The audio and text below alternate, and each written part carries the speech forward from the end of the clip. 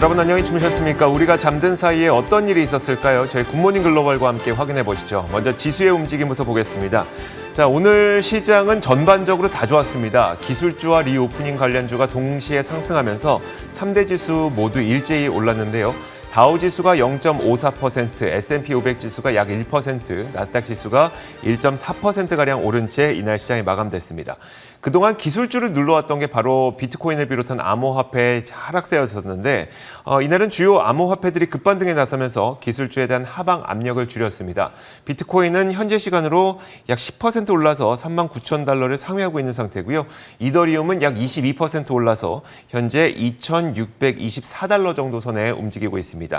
자, 이만큼 암호화폐들이 급반등에 나서다 보니까 기술주에 대한 하방 압력이 줄면서 기술주가 상승하는 모습을 보였고요. 자, 여기에다가 항공주와 크루즈 관련주 등 리오프닝 관련주들도 여름 휴가 시즌에 대한 이 서머랠리 기대감과 함께 1에서 4%대의 상승을 보였습니다. 또 미국의 코로나19 확진자 수가 작년 6월 이래 최저치를 기록했는데요. 그만큼 이번 여름 휴가철에는 억눌린 여행 수요가 폭발적으로 늘어날 것이라는 기대감과 함께 리오프닝 관련주들도 이날 동반 상승하는 움직임이었습니다. 자, 이처럼 기술주와 리오프닝주가 동반 오르면서 총 11개 섹터 가운데 유틸리티 섹터를 제외하고 10개 섹터가 모두 올랐습니다. 이날은 시장이 전반적으로 다 좋았다 이렇게 평가를 내려도 될 것 같습니다. 자, 몇 가지 특징적이었던 기업들 살펴보겠습니다. 먼저 버진 갤럭틱인데요. 자, 지난 주말 사이에 이 버진 갤럭틱의 시험 비행이 성공했다는 소식이 들려왔었죠. 이 소식이 들려온 첫 거래일이었습니다. 첫 거래일에 27% 급등한 채 마감이 됐고요. 자, 니오도 보도록 하겠습니다. 전기차 생산업체인 니오가 지금 이 중국 국영 장화이 자동차의 위탁 생산을 맡기고 있는 상태인데요. 이 장화이 자동차와 연장 계약을 체결했는데 이번에 연장 계약을 하면서 생산량을 2배 늘리기로 했다고 합니다. 그렇게 되면 한 달에 약 2만 대가량 생산이 가능해진다고 하는데요. 이에 대한 기대감 덕분에 니오의 경우에는 5% 올랐습니다. 자, 비욘드 미트도 뉴스가 있었습니다. 번스타인에서 언더퍼폼에서 아웃퍼폼으로 2단계나 투자 의견을 상향 조정했고 목표 주가도 101달러에서 139달러로 30%나 높여 잡았습니다. 이것이 좋게 작용을 하면서 비욘드 미트는 약 10% 오른 채 장을 마쳤습니다. 자, 팔란티어도 뉴스가 있었죠. 미국 공군과 3,250만 달러 규모의 계약을 체결했다고 소식이 들려왔는데 덕분에 2.3% 오른 채 마감이 됐습니다. 자, 퀀텀스케이프 보겠습니다. 퀀텀스케이프는 사실 특별한 뉴스가 나오진 않은 상태였었는데요. 하지만 지난 1월부터 계속적인 하락세를 이어가고 있죠. 오늘도 하락세가 지속됐습니다. 6.7% 내렸습니다. 자, 드래프트킹스도 특별한 뉴스가 나온 것은 아닌데 다만 지난 1분기에 아크인베스트에서 이 ARKK ETF를 통해서 74만 8천 주의 추가 매수가 있었다는 뉴스가 오늘 있었습니다. 자, 이런 가운데 약 7.24% 오른 채 드래프트킹스는 마감이 됐습니다. 자, 이렇게 몇 가지 특징도 살펴봤고요. 상품 선물 시장도 보도록 하겠습니다. 자, 비트코인 가격이 꽤 크게 급반등에 나서고 있죠. 현재 비트코인은 39,000달러를 상회한 채 거래가 되고 있는 상태고요. 이더리움도 2,600달러를 상회한 채 움직이고 있습니다. 퍼센트로 봤을 때는 각각 15%와 25% 굉장히 큰 폭의 반등이 나타나고 있습니다. WTI 가격도 보도록 하겠습니다. 국제 유가가 이날 3.7% 넘게 크게 올랐습니다. 이란산 원유 공급이 늘어날 가능성이 분명히 있는데요. 하지만 글로벌 백신 접종이 이루어지고 있기 때문에 이란산 원유가 공급된다고 하더라도 원유 수요에 대한 그런 원유 수요는 어느 정도 이제 소화할 수 있을 정도다라는 평가가 나오고 있습니다. 덕분에 유가가 상승했는데 3.7% 오르면서 현재 66달러 선 기록하고 있습니다. 자, 금 가격도 보도록 하겠습니다. 자, 이번 주 후반 연준의 주요 정책 결정 수단 가운데 하나가 있죠. 바로 PCE 물가 지표라고 하는 것이 발표가 되는데 이 중요한 지표 발표를 앞두고 주요 채권 투자자들은 좀 관망 심리를 보이고 있는 것 같습니다. 이로 인해서 달러 약세와 10년물 국채 금리의 하락이 나타났고요. 덕분에 이 반대급부로 금 가격은 약 0.3% 오른 채 거래가 되고 있습니다. 현재 선물 시장에서 1,882.6달러를 기록하고 있습니다. 자, 이렇게 시장 상황 전반적인 분위기 살펴봤습니다. 이에 대한 분석 애프터마켓을 통해서 이어가겠습니다. 자, 오늘도 이분과 함께 하겠습니다. 로제타 투자자문 US 백조스탁 운용본부 최진석 본부장 나오셨습니다. 어서 오세요. 안녕하십니까. 네, 안녕하세요. 자, 먼저 첫 번째 키워드부터 화면으로 공개해 보도록 하죠. 첫 번째 키워드는 바로 이겁니다. 자, 정답은 백신. 사실 어제, 그러니까 지난 밤 사이에 백신과 관련된 여러 가지 좋은 뉴스가 있었어요. 이 백신 준비된 소식은 어떤 내용일까요? 네, 제가 이 준비한 소식은 미국 내 이제 9개 주에서 성인의 70% 이상이 최소 한 차례 이상 백신 접종을 받았다. 그러면서 또 미국 내에서 코로나19 케이스가 줄어들고 있다. 즉, 정답은 백신이라는 점을 다시 한번 좀 입증하고 있다는 그런 내용이 되겠습니다. 미국 질병통제예방센터죠. CDC가 일요일에 발표한 그런 수치가 되겠는데요. 전국적으로는 인구의 49% 정도가 한 차례 접종을 마쳤다라고 하고요. 그리고 39%는 접종을 완전히 완료했다라고 합니다. 그리고 존스 홉킨스 대학의 이 자료에 따르면은 1월 기준으로 미국에서의 7일 평균 신규 확진자 수가 23,300명으로 전주 대비해서 24%나 급감했다고 하고요. 그리고 사망자도 하루에 약 한 550명 정도밖에 나오지 않고 있다라고 합니다. 18세 이상 접종률, 그러니까 한 차례 이상 접종을 받은 사람의 비율이 61% 정도라고 하는데요.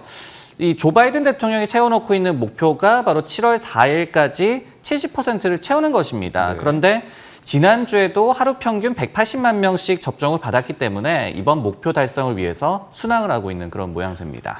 7월 4일이 이제 독립기념일이고 네, 조 바이든 대통령도 코로나로부터 독립하자는 의미로 7월 4일을 목표로 잡았다고 하죠. 이런 7월 4일까지 과연 목표를 이룰 것이냐가 중요한데 그런 것보다도 사실 되게 빠르게 접종이 이루어지고 있고 그만큼 코로나 확진자 수도 줄어들고 있다는 것도 굉장히 중요할 것 같습니다. 근데 이렇게 되다 보니까 경제 정상화 관련주에 이미 투자하고 계신 분들은 참 좋을 것 같긴 하거든요.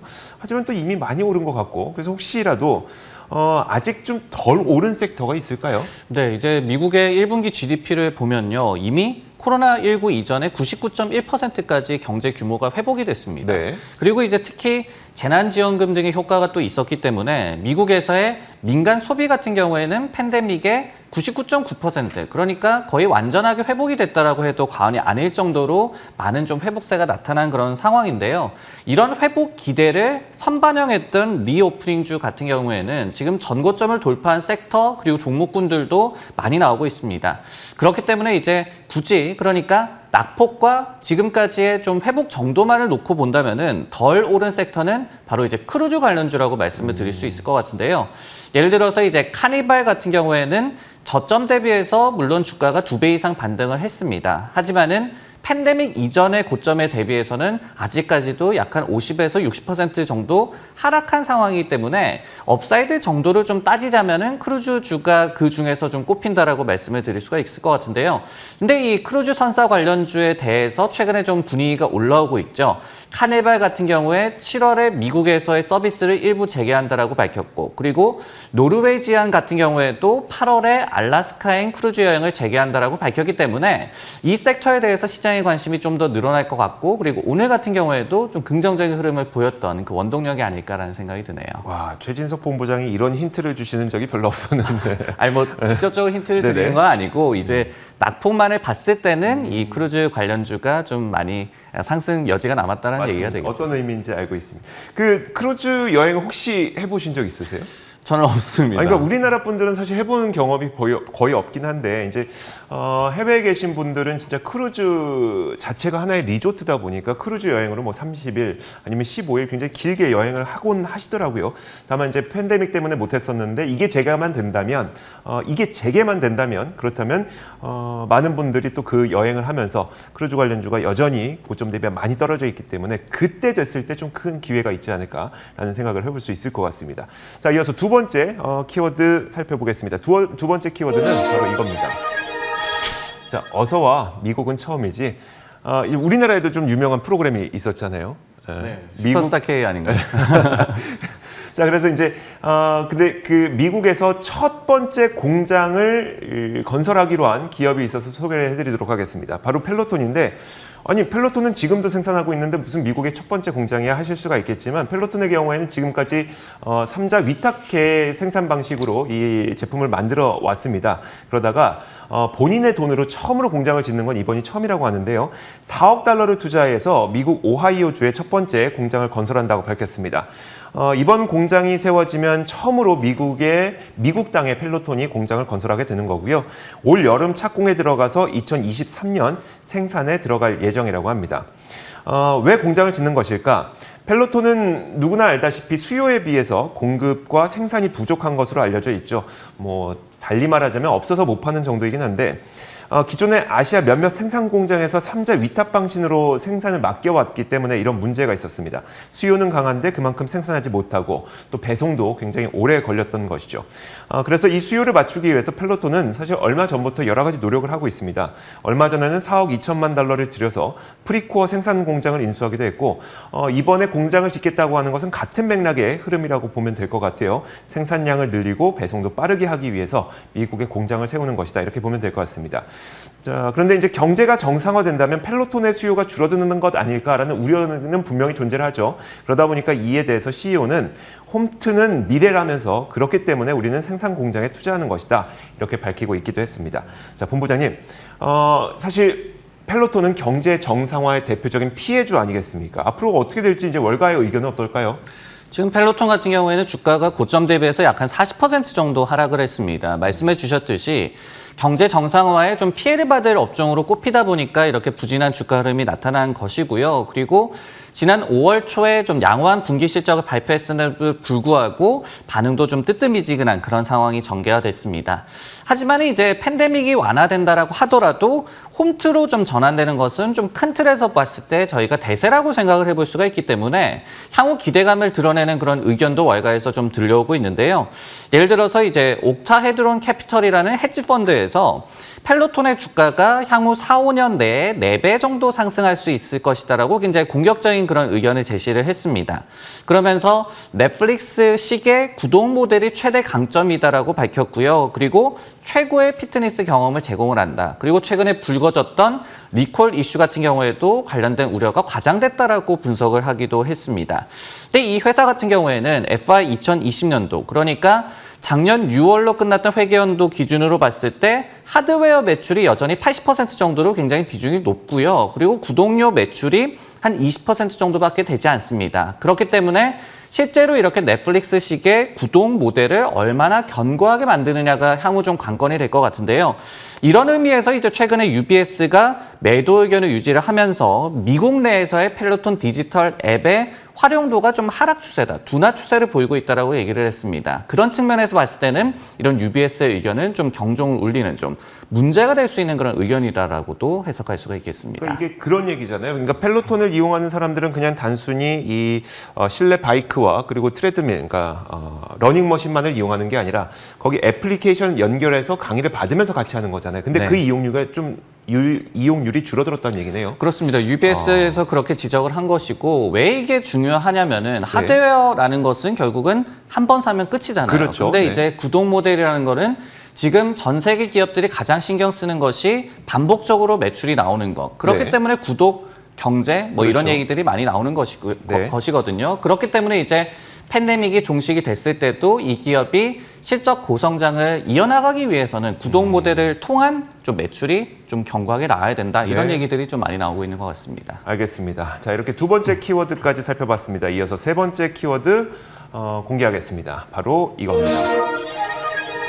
자, 아마존 그림 보이면서 콘텐츠가 왕이라는 키워드를 선정을 해주셨어요. 어떤 이야기일까요? 네, 콘텐츠가 왕이라는 점을 다시 한번 좀 입증하는 소식이 나왔고, 그리고 아마존이 여기와 관련이 되는데요. 아마존이 이 007 시리즈 그리고 로키 등의 영화로도 유명한 할리우드 스튜디오죠. MGM 홀딩스를 인수하는 것이 임박했다라는 보도가 전해졌습니다. 우리가 영화 첫 화면에 사자가 울부짖는 그 기업이 여기 맞죠? 네, MGM 바로 홀딩스. 그거 맞습니다. 네. 그리고 이제 인수 규모가 약 한 90억 달러로 예상이 되고 있는데요. 그렇기 때문에 막판에 결렬되는 일이 없다라고 한다면은 이르면 이번 주에 발표가 되고, 그리고 홀푸즈를 137억 달러 정도에 인수한 이후에 아마존 입장에서는 최대 딜이 될 것으로 전망이 되고 있습니다. 이번 보도 같은 경우에는 최근에 AT&T가 자사의 미디어 부문을 디스커버리와 통합한다라고 발표를 했었고, 그리고 앞서서 디즈니 같은 경우에도 일부 영화를 디즈니 플러스에서 바로 개봉할 것이다라고 밝히는 등 지금 스트리밍 업계에 콘텐츠를 강화하려는 움직임이 좀 계속해서 나오고 있는 가운데 나온 소식이 되겠는데요. 월스트리트저널 역시도 이번 딜 규모 등에 대해서 스트리밍 전쟁이 이제 심화되면서 합종 연행이 좀 종용이 되고 있고, 그리고 대형사 간의 자산 보강에 대한 압박이 심화되고 있는 상황에서 콘텐츠의 힘을 입증한 그런 딜이 될 것이다, 이렇게 해석을 하기도 했습니다. 콘텐츠가 이만큼 중요하다라는 걸 보여준 딜이라는 건데, 아마존은 이제 그 프라임 비디오 서비스를 통해서 이 콘텐츠를 좀 강화하겠다라는 그런 의도로 보이거든요. 시장에서는 여기에 대해서 좀 어떻게 받아들이고 있을까요? 네, 사실은 이제 아마존이 MGM 홀딩스를 인수하는 것을 추진한다라는 그 보도는 약 한 일주일 전부터 나왔거든요. 그러니까요. 네. 근데 이제 과거부터 이 매각에 좀 난항을 겪었던 그런 바가 있었기 때문에 언론에서도 조금 조심스러운 그런 입장이었고, 하지만은 이번에는 딜이 정말 임박했다라는 그런 보도가 나왔기 때문에 뭐 주가 반응도 있었고 그렇다라고 보여집니다. 모건 스탠리가 처음에 이제 인수 추진 보도가 나왔을 때 관련된 해석을 남겼거든요. 그래서 참고를 해보면 좋을 것 같은데, 네. 아마존이 이제 자체적인 콘텐츠 투자에 더해서 콘텐츠를 추가적으로 강화하겠다라는 전략으로 해석이 된다라고 얘기를 하면서 투자자들 역시도 성과를 기대할 것이다, 시장의 기대가 클 것이다라고 얘기를 했습니다. 그러면서 아마존에 대한 투자 의견 긍정적으로 유지를 했고, 목표 주가도 그대로 4,500달러로 유지를 했습니다. 그리고 이제 참고적으로 MGM은 이제 상장사가 아니기 때문에 장외 주식 가격 흐름을 좀 살펴본다면요, 5월 중순에 105달러 정도였는데 월요일, 그러니까 이번에 좀 인수가 임박했다는 소식이 나오자마자 주가가 약 한 140달러로 치솟았다고 해요. 근데 네. 오늘 아마존의 뭐 주가 흐름도 나쁘지는 않았죠. 그렇기 때문에 주가 반응으로도 일단은 양사 모두 좀 나쁘지 않은 반응이 나왔다라고 해석할 수가 있겠습니다. 좋긴 좋은데 스트리밍 시장의 경쟁이 심화되고 있는 것도 사실이겠네요, 그러면.